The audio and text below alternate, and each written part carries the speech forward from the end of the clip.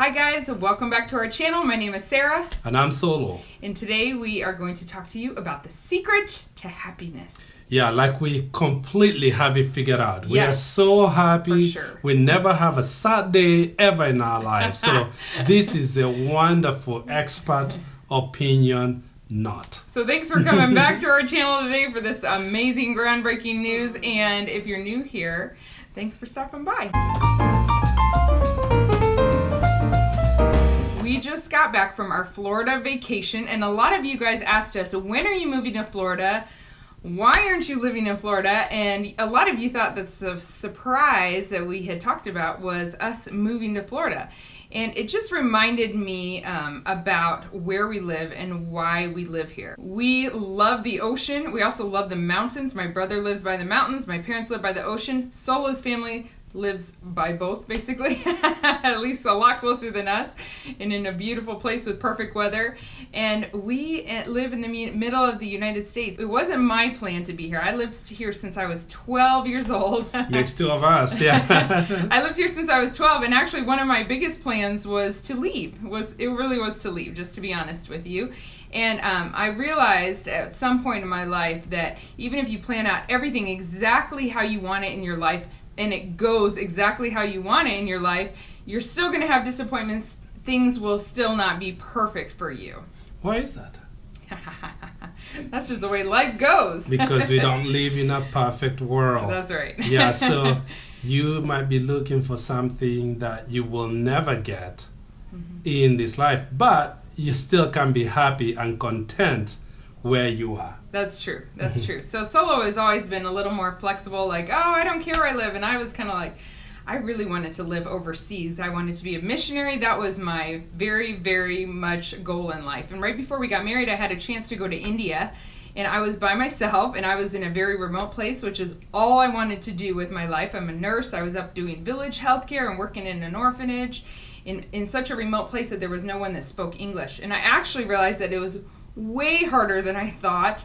It maybe was not what I wanted. I loved it, but I didn't want to do it alone, I realized. And so it made me realize that maybe I don't know what's best for myself. And I had a real heart-to-heart with God at that point about just surrendering to His will and wanting what He wants for me more. As Christians, we believe that the God can guide and will guide our steps, and He will guide where we live and some of those things, that there is a perfect will of God, that if we can find it, that's the place where we find contentment.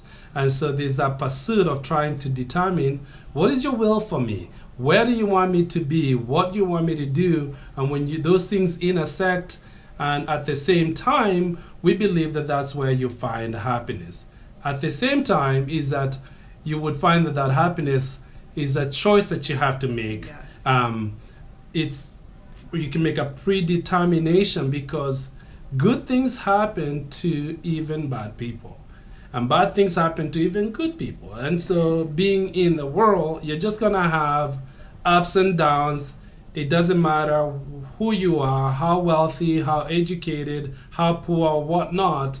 We're all gonna have things that are gonna be either good or bad, and some even very stressful situations. So you can make a decision and predetermination to choose to be content. Now, you're not going to be constantly happy, but you could choose to be content.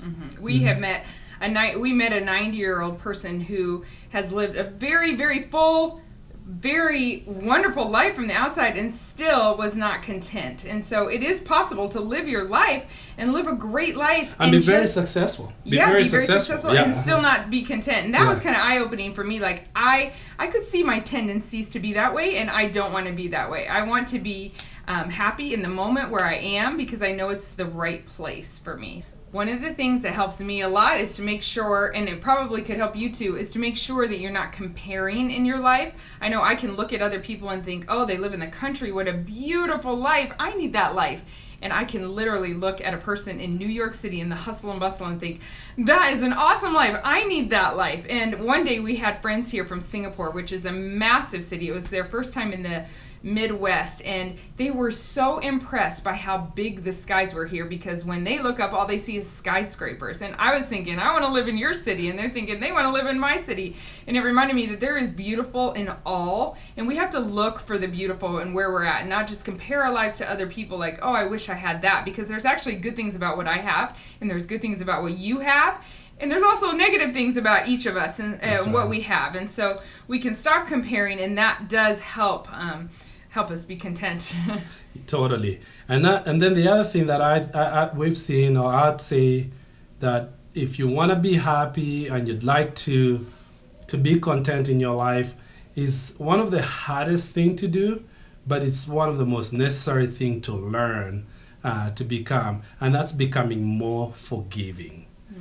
Because forgiveness is not something that you do because the person, the offender, deserves it. Oftentimes, they don't deserve it at all. No. But you deserve the freedom from the power of what they did wrong to you will give you. And so I have found that when I'm able to forgive someone or people, that I have the right to hold on a grudge on them, I find that I've more freedom for me, and therefore I'm in a better place mentally, internally, and I can be happy and I can see things brighter. And so that's kind of one of those things I'm always like, God, help me to be more forgiving, to catch myself when I'm holding a grudge, when I'm holding it against somebody, just to forgive for my own freedom. I think I find myself to be happier when I do that. And the last thing is, it's a choice. Like, being content, really, we feel, is a choice. We have to choose joy. We have to choose contentment. We read somewhere a statistic that said when you make, in the United States, if you're making more than $50,000 a year, you are no more happier.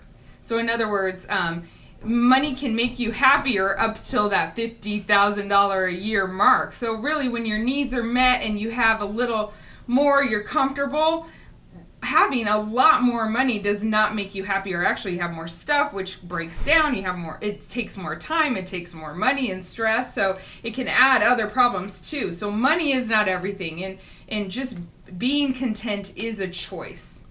Totally.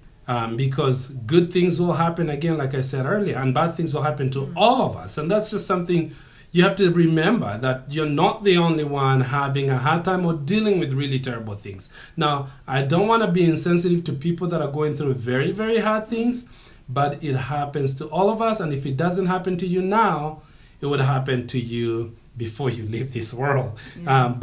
So that's a deliberate choice you can make, and can make a huge difference in your life, in your everyday happiness and just everyday contentment. Also, you may be in a point where you need to make a change and you just know you're not in the right spot. And so sometimes that has to happen for sure. And that could be preventing you from finding contentment in your life. So I told you that I did not want to live in the middle of the United States. I had other plans for my life, but guess what? I did want 12 children. We're not at 12 yet though.